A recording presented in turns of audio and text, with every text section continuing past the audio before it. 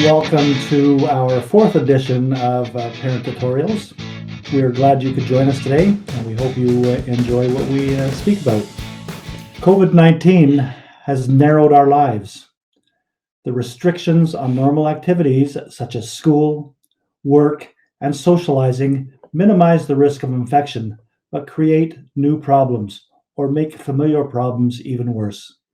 One of the problems that definitely has been magnified is what to do about screen time for the children who are now cooped up at home, getting little social stimulation, not enough physical activity, no extracurricular classes, short virtual classes instead of a full school day, and way too much unstructured time. Maple Bear parents recognize that filling their children's days with television, video games, social media, and computer and phone apps is not the best. And this has become a source of guilt. Your children have ready access to every form of technology, and they are quite happy to use it. Yes, they are. And in this challenging situation, it's undeniable that screen time can be a sanity saver for you. You are exhausted and overstretched parents. We know that. You're worrying about the future. You're working from home or trying to work from home. You're arranging and supervising virtual classes for your children. You're acting as surrogate teachers at homework time. You're being a playmate for the little ones. And all the time, you're also trying to maintain calm while everyone gets increasingly frustrated during this crisis. In our previous tutorials, we have mentioned that screen time is not inherently evil, but you Maple Bear parents are so scrupulous. You have been asking for details and research and posing great questions about screen time. What effects does screen time have on children's development and health? Can screen time support learning? Do all types of screen time have similar effects? How can I make good decisions about appropriate content for my child? How much is too much? And what are the best practices for us as parents? All of these questions are valid, and although they're not easy to answer, we will be doing our best today to inform and reassure and advise you. Recent overall findings indicate that although you are right to be concerned about your children's screen time, you can make wise decisions if you monitor some variables: the type and amount of screen time, the age and temperament of the child, and the circumstances. And perhaps the first and most pressing question right now that parents have is this one: what is the excessive screen time that experts say we should avoid? The American Academy of Pediatrics and the Canadian Pediatric Society have very similar recommendations, and we're going to go through those right now. For children younger than 18 months, avoid use of screen media other than video chatting and other interactive applications with real people.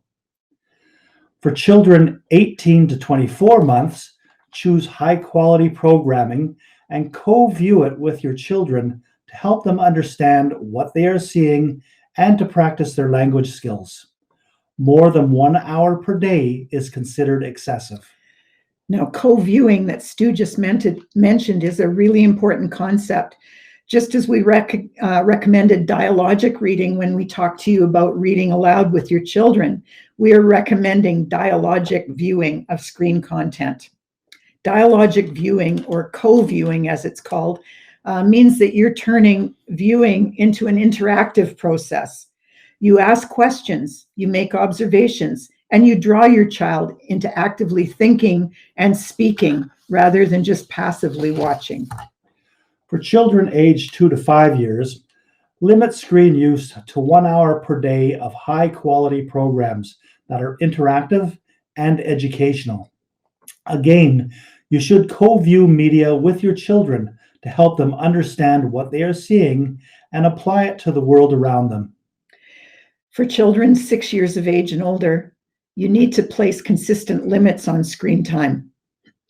The experts recommend no more than 2 hours for all ages, although some revisions are being made, maybe because of COVID, that are saying 3 hours for older children might be okay. As well, You need to know the types of media your child is using and guide them towards making better choices, educational or interactive content instead of passive content. And I'm afraid it's your job to make sure media doesn't take the place of sleep, physical activity, and other activities your child requires for physical and emotional health. Now, you may be questioning these limits. Without trying to frighten you, we want to explain why these strict guidelines are recommended by medical organizations. Reason number one is what the research tells about the effects of excessive screen time on children's physical and mental health. There are definite physical impacts of excessive or poor quality screen time. Looking at screens takes away from other healthful activities such as exercise and sleep, which can then result in obesity, sleep problems, motor delays, neck pain, and even addiction. Research has suggested several social emotional impacts of excessive or poor quality screen time. It has been linked to poorer prosocial behavior, poorer conduct, heightened impulsivity, and lower attentiveness. It has also been linked to depression, anxiety, and poor self-image in adolescence. As well, there are worries about the cumulative effect of frequent exposure to violent media, causing increases in aggressiveness and desensitization to violence. Excessive screen time can inhibit the development of social emotional skills. Children learn manners, responsibility, self-control, empathy, and caring behaviors from watching the real people who are close to them. Reason number two for these strict guidelines recommended by the medical organizations is the research on the effects of screen time on early childhood development. Even though babies, toddlers, and preschoolers are definitely fascinated by screens and want to copy their parents and their older siblings, there's much evidence to support severely limiting screen time for babies and young children. Again, we don't want to frighten you, but researchers have found many negative effects of passive screen time on little kids, including poor performance on screening tests for behavioral, cognitive, and social development, lower emotional understanding due to a lack of real-time practice with people, humans, inhibited gross motor and fine motor development, a lack of basic skills in balance and locomotion, and trouble with fine motor skills such as holding a spoon or using a crayon properly. A low ability to self-regulate because some children become so used to being pacified by their phone or their iPad. One obvious effect of screen time is that it displaces activities that are truly important for children. More screen time equals less active time, which builds brain connections and develops physical skills and supports social emotional growth. However, considering our current situation, you will be glad to know that interactive screen time has benefits, even for little ones. A shared conversation, which involves facial expressions, gestures, and emotions, is much more beneficial for language development, social well-being, and active fun than one-way involvement with a hypnotic screen. We encourage these interactive screen time options for you to use at home. FaceTime or Skype with family members. Virtual meetings with your Maple Bear teacher and classmates helps maintain relationships and it stimulates play. We've already recommended in past tutorials several activity-based applications. There are so many that have fun games and physical activities and learning activities too, so that kids can sing and dance and move and support their growth. The message is that for very young children, it is best to minimize passive screen time and maximize playtime and human interactions. Some interactive screen time is fine and works for everyone's benefit. Reason number 3 for the medical guidelines is what the research tells about the effects of excessive screen time on older children's brains, social emotional health, cognitive development, and academic performance. The findings regarding elementary to high school age children can be troubling, even alarming. And I think we have heard of this. Young people can be exposed or lured to harmful content online, such as cyberbullying, exploitation, violence, or pornography, especially if they're unsupervised. Monitoring online status, like Instagram likes, with their peers can be damaging to the child's self-esteem. Screen time displaces sleep time. Tired children do not function at their best in school. Excessive passive screen time, especially television, impedes academic skills as memory, attention, vocabulary, and processing speed. These skills are developed through active learning. The cortex, the brain area responsible for reasoning and critical thinking, scarily enough, becomes thinner in children who spend more than 7 hours per day on screen. The best mental health and cognitive outcomes are seen in teens who do at least 1 hour of physical activity a day. They sleep 8 to 10 hours a day, and they use screens recreationally for less than 2 hours a day. That's the optimum. Here are some scary statistics that are not the optimum about screen time. In the USA, 8 to 12-year-olds now use screens for entertainment on an average of 4 hours and 44 minutes per day, and 13 to 18-year-olds are on screens for an average of 7 hours and 22 minutes per day. And these numbers don't count time spent on schoolwork. We think those scary numbers would be pretty similar in Canada and in Brazil. Spending this much time on screen displaces many healthy pursuits. However, let's remember the mitigating factors, which are exposure time, content, and parental guidance. And we are going to cover ways in which you can guide your child's exposure time and content in order to minimize the negatives. When you absorb this information and compare it with the medical recommendations to your family's reality, the next question becomes, what is to be done? I want to be a responsible parent. I want to protect my child. What can I do? We do have some suggestions for you. We are not going to tell you to unplug everybody. You'll be happy to know.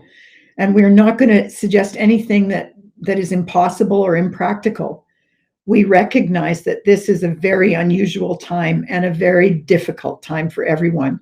The global pandemic means that it's particularly important to focus on mitigating the negative impacts of screen time and maximizing the benefits. Knowledge is power.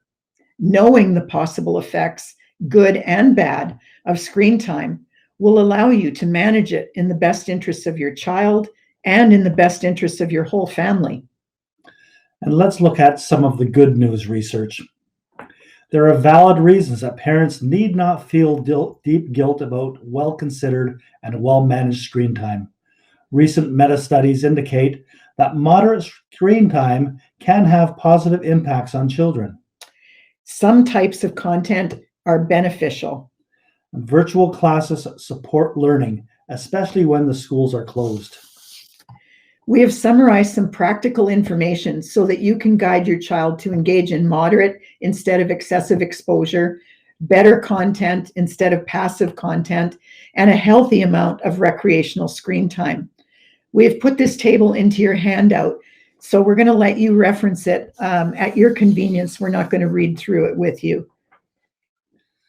Many parents ask us about the efficacy of virtual learning. Of course, this is a relevant and timely question. Virtual classes can be effective if done regularly and if done well. Online class meetings that focus on active learning, personal interactions, and optimism can maintain learning. And that is what the Maple Bear teachers have been trained to provide. Many children look forward to their online learning with teachers and classmates, while other children definitely struggle with online classes. Even the shy or distracted or very young children who are missing the social aspects of real school can definitely enjoy a brief virtual visit to maintain an affectionate relationship with their teachers, get some encouragement and some skills practice, especially a little bit of English conversation. Maple Bear teachers have made a strong effort to connect with each and every child, observing their emotional demeanors and the academic work that they are able to do. Teachers know that there will be gaps to address when real school reopens, and they are ready. In the meantime, do try to ensure that your child attends their virtual classes as regularly as possible. Here are some of the positives of the virtual classes and the educational screen time.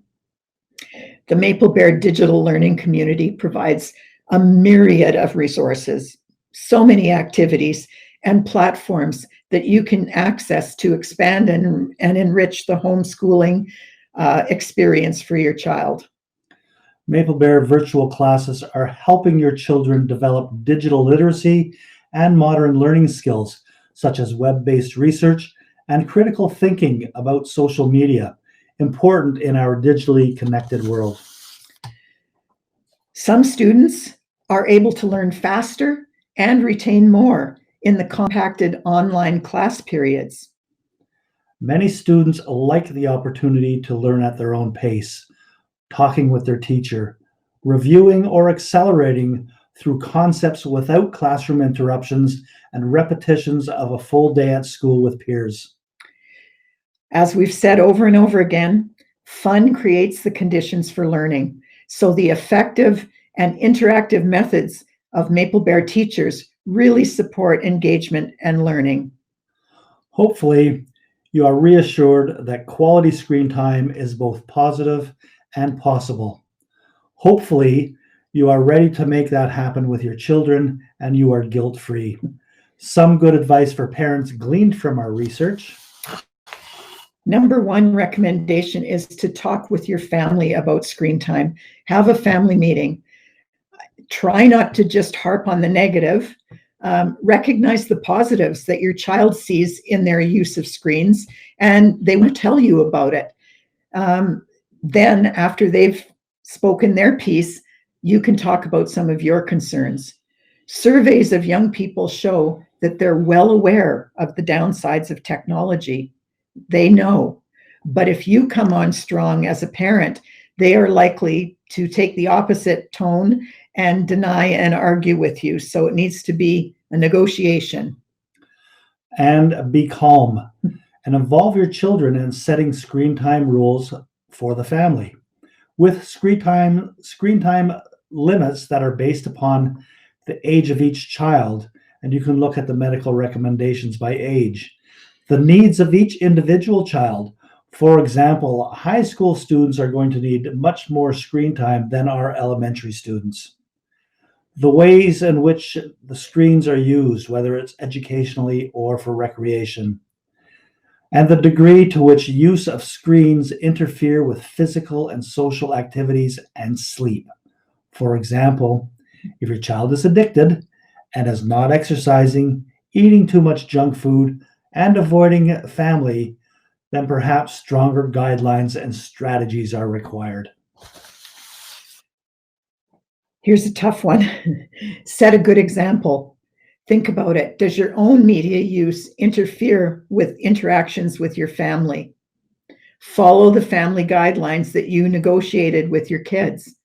One of the best predictors of a child's screen time is, I'm afraid, the amount of time their parents spend on screen. Children, as we know, are more inclined to do what their parents do, not what their parents say.